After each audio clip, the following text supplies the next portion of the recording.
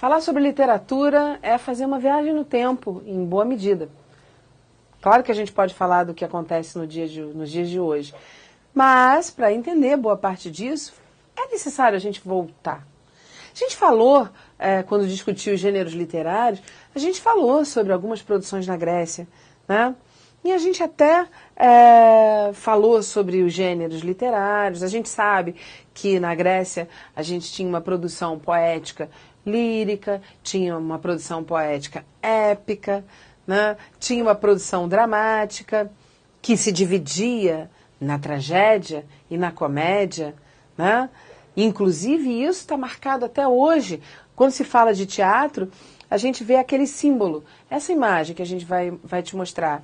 Aquele símbolo com as duas máscaras, a máscara da tragédia e da comédia. Por quê? Porque os atores naquela época usavam mesmo máscaras para deixar claro para o público qual era o seu papel.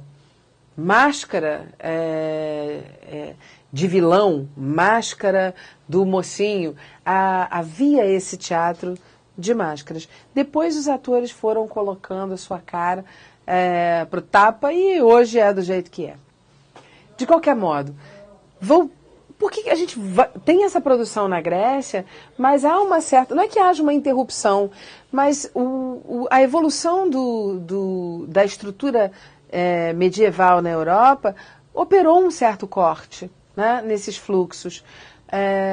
A queda do Império Romano, tudo isso operou um corte nesses fluxos culturais. Então é claro que algumas coisas continuaram acontecendo na Grécia, mesmo depois da perda daquele momento maior, né, da sua produtividade, mesmo depois da queda do Império Romano, mas, na verdade, na Europa, tudo isso ficou muito congelado.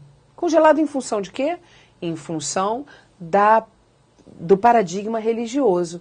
A gente sabe que a Idade Média ficou conhecida como Idade de Trevas, porque tudo era muito restrito, tudo era em função da religião.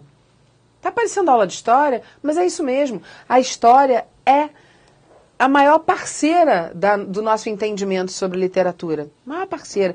E, aliás, eu vou dizer, posso até inverter isso e dizer que a literatura vai te ajudar com a história, porque os períodos literários são mais amplos e conhecendo as características desses períodos literários, talvez você consiga matar umas questõezinhas de história.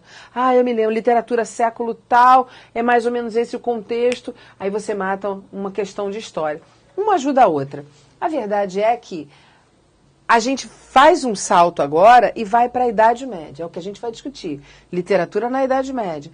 Na Idade Média, com todas essas restrições, o que nós vamos ter?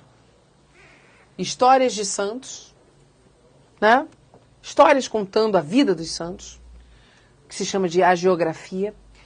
Autos religiosos, peças para fazer uma representação do Natal, do nascimento de Jesus, alguma coisa assim, um auto religioso, e algumas cantigas.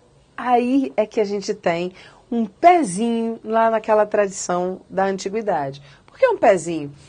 Porque as cantigas eram exatamente semelhantes àquela tradição dos menestréis, que eram poetas, cantadores, contadores de história, contadores, tudo misturado, contando e cantando as histórias, os grandes feitos heróicos, ou até falando das experiências amorosas, levando essa poesia através do canto e da música.